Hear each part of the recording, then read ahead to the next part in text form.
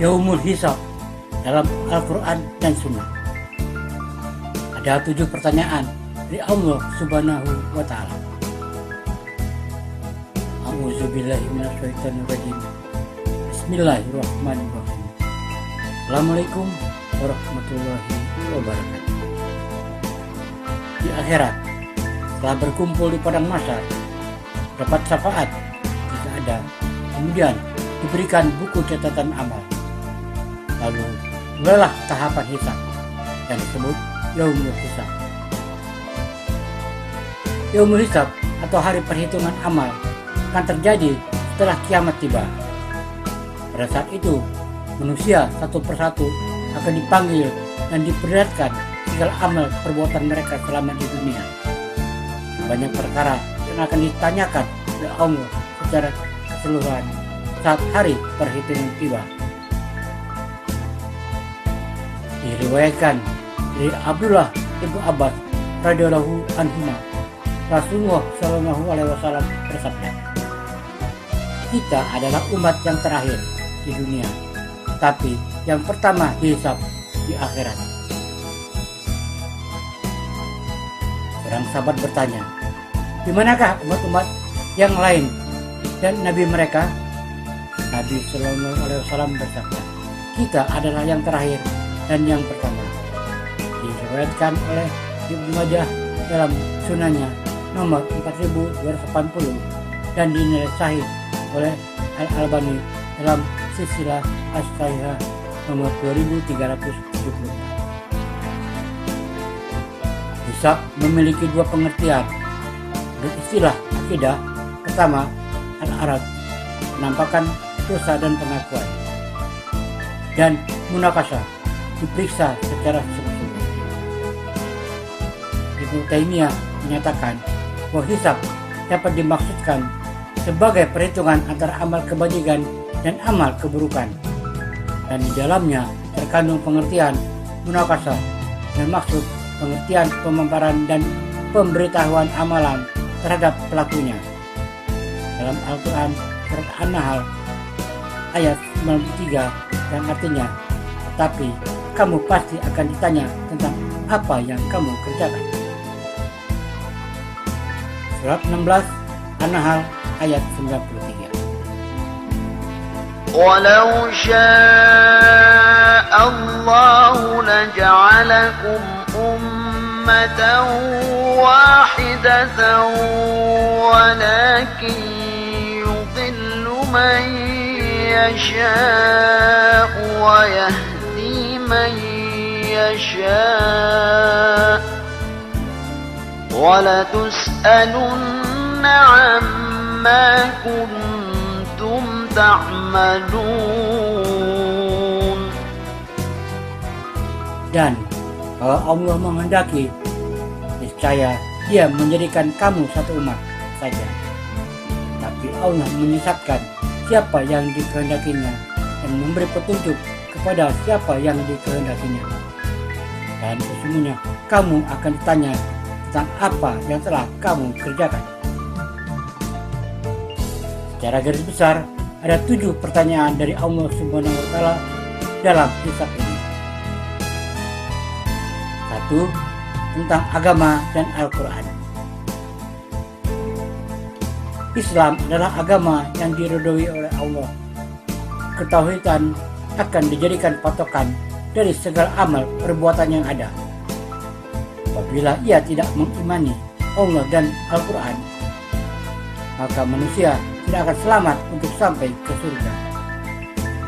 Al-Quran adalah kemuliaan yang besar. Manusia bisa tidak dapat keluar dari neraka karena terhalang oleh Al-Quran. Surat 43 Al-Zukhruf ayat 43-44. فاستمسك بالذي أوحي إليك إنك على صراط مستقيم وإنه لذكر لك ولقومك وسوف تسألون. Maka berpegang teguhlah kamu kepada agama yang telah diwahyukan kepadamu. Sesungguhnya kamu berada di atas jalan yang lurus. Dan sesungguhnya Al-Quran itu benar-benar adalah suatu kemuliaan besar bagimu dan bagi kaummu. Kelak kamu akan diminta pertanggungjawaban. 2. Tentang kekafiran dan kesyirikan. Manusia yang tidak mempercayai adanya Allah dan merupakan penyembah berhala, mereka akan mendapat azab yang pedih karena kekafiran dan kesyirikannya. Rezeki yang Allah berikan digunakan untuk memuja berhala sesajen. Manusia yang mempersekutukan Allah yang esa dengan yang lain akan ditanya, mana yang dijadikan sekutu-sekutu Allah tersebut. Allah pasti akan menanyakan tentang kedua hal tersebut. Surat 16 An-Nahl ayat 56. وَيَجْعَلُونَ لِمَا لَا يَعْلَمُونَ نَصِيبًا مِّمَّا رَزَقْنَاهُمْ تَاللَّهِ لَتُسْأَلُنَّ عَمَّا كُنتُمْ تَفْتَرُونَ.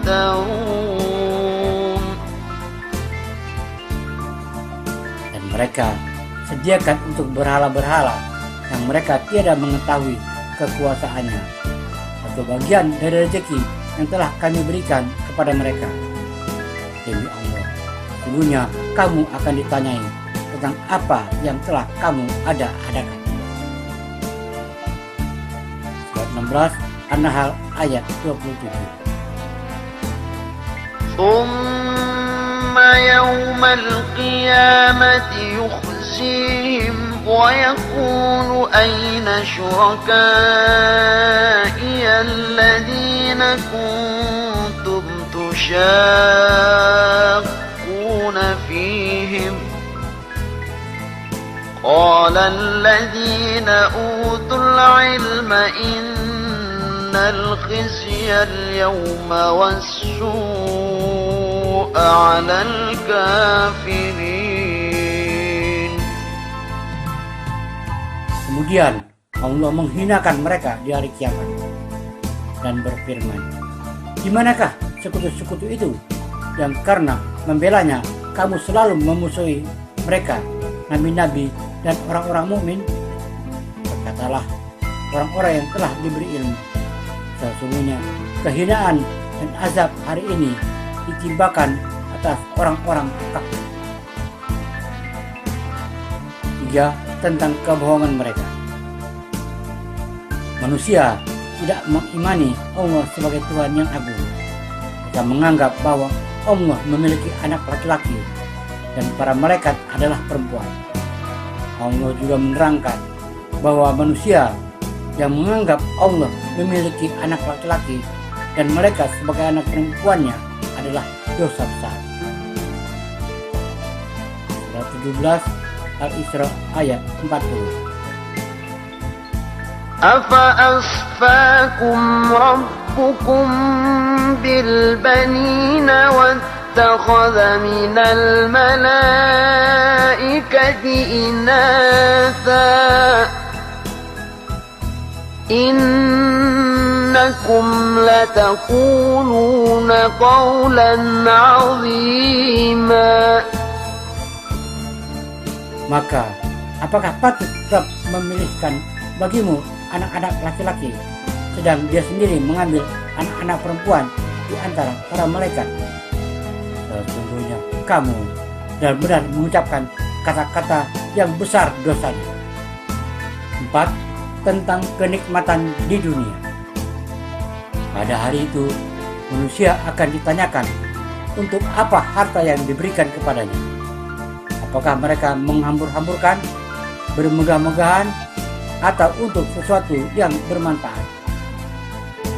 Hisab harta ini akan lama bagi orang kaya dan hanya sebentar bagi orang miskin. Manusia akan ditanya dari mana harta itu didapat. apakah dengan cara halal atau haram?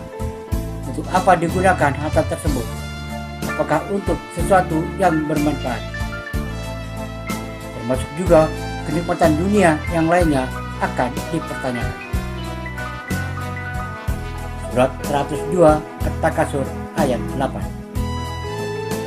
ثم لتسألن يومئذ عن النعيم.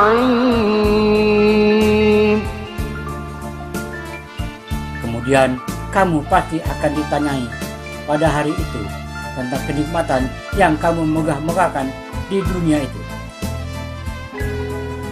Diriwayatkan oleh Abu Hurairah radhiyallahu anhu bahwa Rasulullah Shallallahu Alaihi Wasallam bersabda, hal pertama yang akan ditanyakan pada hari kiamat adalah kenikmatan di dunia. Dan seorang hamba akan ditanya, bukankah kami telah menyehatkan badanmu dan melepaskan dahagamu dengan air yang dingin? Hadis riwayat At-Tirmidzi. 5. Tentang janji-janji dan kesepakatan. Sesungguhnya segala janji dan kesepakatan akan dimintai pertanggungjawaban. Penuhilah janji, karena janji akan diminta pertanggungjawaban. Surah 17 Al-Isra ayat 34. ولا تقربوا مال اليتيم إلا بالتي هي أحسن حتى يبلغ أشده وأوفوا بالعهد إن العهد كان مسؤولا. Dan janganlah kamu mendekati harta anak yatim kecuali dengan cara yang lebih baik, bermanfaat sampai ia dewasa. Dan penuhilah janji, sesungguhnya janji itu pasti diminta pertanggungjawaban. Sebagian orang sangat mudah membuat janji, namun mudah pula menyelisihi janji yang dibuatnya dan tidak mau berusaha menepati janjinya. Tindakan semacam ini termasuk dosa lisan dan merupakan salah satu tanda kemunafikan. Diriwayatkan dari sahabat Abu Hurairah radhiyallahu anhu, Nabi Shallallahu Alaihi Wasallam bersabda, tanda orang munafik itu ada 3. 1. Jika berbicara berdusta. 2. Jika berjanji maka tidak menepati. Dan 3. Jika diberi amanah dia berkhianat. Di surat Bukhari nomor 33 dan Muslim nomor 59. Hal ini juga dikuatkan oleh hadis yang diriwayatkan dari sahabat Abdullah bin Amr radhiyallahu anhu. Nabi Shallallahu Alaihi Wasallam bersabda, terdapat 4 perkara yang jika semuanya ada pada diri seseorang, maka jadilah dia orang munafik tulen, maksudnya akan mengantarkan kepada nifaq akbar. Dan jika ada pada dirinya salah satunya, maka dia memiliki sifat kemunafikan sampai dia meninggalkannya, yaitu 1. Jika berbicara dia berdusta. 3. Membuat perjanjian dia melanggarnya. 3. Jika membuat janji untuk berbuat baik kepada orang lain, dia menyelisihi janjinya. 4. Jika bertengkar, berdebat, dia melampaui batas. Hadis riwayat Bukhari nomor 34 dan Muslim nomor 59. Lafaz hadis ini milik Bukhari. 6. Tentang penyesatan terhadap orang lain. Selama hidup sebagai manusia yang bertakwa, haruslah pandai dalam memilih pemimpin atau karibnya. Karena apabila pemimpin atau karibnya tersebut berbuat semena-mena dan pengikutnya tidak mengetahui, maka mereka telah menyesatkan pengikutnya. Surat 17 Al-Isra ayat 36. ولا تقف ما ليس لك به علم إن السمع والبصر والفؤاد كل أولئك كان عنه مسؤولا. Dan janganlah kamu mengikuti apa yang kamu tidak mempunyai pengetahuan tentangnya. Sesungguhnya pendengaran, penglihatan, dan hati, semuanya itu akan diminta pertanggungjawaban. Surat 29 Al-Ankabut ayat 12-13. وقال الذين كفروا للذين آمنوا اتبعوا سبيلنا ولنحمل خطاياكم وما هم بحاملين من خطاياهم من شيء إنهم لكاذبون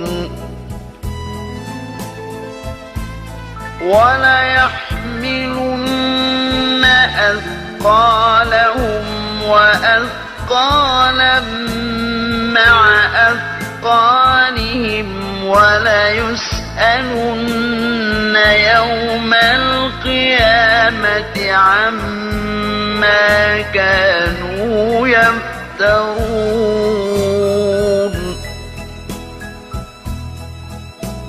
Dan berkatalah orang-orang yang kafir kepada orang-orang yang beriman, ikutilah jalan kami, dan nanti kami akan memikul dosa-dosamu. Dan mereka sendiri sedikit pun tidak sanggup memikul dosa-dosa mereka. Sesungguhnya mereka adalah benar-benar orang pendusta.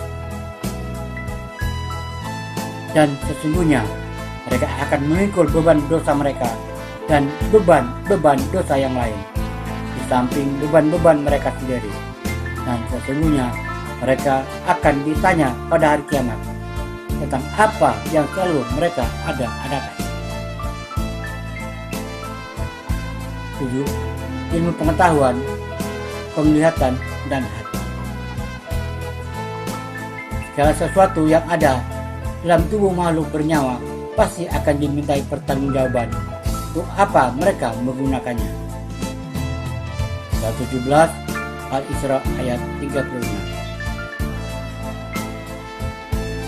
ولا تقف ما ليس لك به علم إن السمع والبصر والفؤاد كل أولئك كان عنه مسؤولا. Dan janganlah kamu mengikuti apa yang kamu tidak mempunyai pengetahuan tentangnya. Sesungguhnya pendengaran, penglihatan, dan hati, semuanya itu akan diminta pertanggungjawabannya. Ibnu Katsir menjelaskan dalam tafsirnya bahwa Qatadah berkata, jangan katakan aku melihat padahal engkau tidak melihatnya, atau aku mendengar padahal engkau tidak mendengarnya, atau aku mengerti padahal engkau tidak mengerti. Sesungguhnya Allah akan menanyakan itu semua padamu. Dalam tafsir Ibnu Katsir di atas, Allah melarang perkataan tanpa dasar ilmu pengetahuan, apalagi jika perkataan itu didasari oleh prasangka yang hanya khayalan atau imajinasi belaka. Surat 49 Al-Hujurat ayat 12. يا أيها الذين آمنوا اجتنبوا كثيرا من الظن إن بعض الظن إثم ولا تجسسوا ولا يغتب بعضكم بعضا أيحب أحدكم أن يأكل لحم أخيه ميتا فكرهتموه واتقوا الله إن الله تواب رحيم. Hai orang-orang yang beriman, jauhilah kebanyakan dari prasangka. Sesungguhnya sebagian prasangka itu adalah dosa. Dan janganlah kamu mencari-cari kesalahan orang lain. Dan janganlah sebagian kamu menggunjing sebagian yang lain.